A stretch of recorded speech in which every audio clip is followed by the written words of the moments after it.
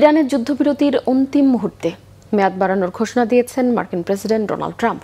তবে প্রত্যাহার হয়নি ইরান ঘিরে মার্কিন নৌ অবরোধ। এদিকে দ্বিতীয় দফা শান্তি আলোচনা বয়কটের সিদ্ধান্ত, অনড় থেকে আকস্মিক মার্কিন হামলা থেকে মোকাবেলায় প্রস্তুতির কথাও জানিয়েছে তেহরান। ইরানের 2 সপ্তাহ মেয়াদী যুদ্ধবিরতি আজ শেষ হওয়ার কথা রয়েছে। এর আগেই সামাজিক মাধ্যম ট্রুথ সোশ্যালে যুদ্ধবিরতির মেয়াদ বাড়ানোর ঘোষণা দেন মার্কিন প্রেসিডেন্ট ট্রাম্প।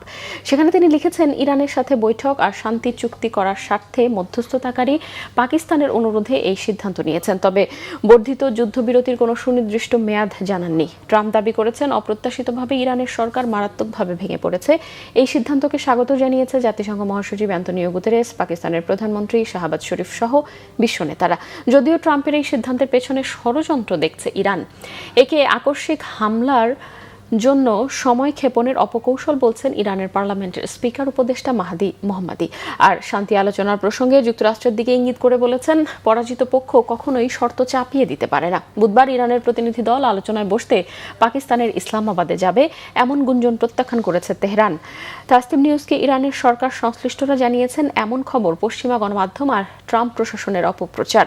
নিশ্চিত করে বলা হয়েছে, ইরান অবশ্যই বুধবারের আলোচনায় যোগ দেবে না।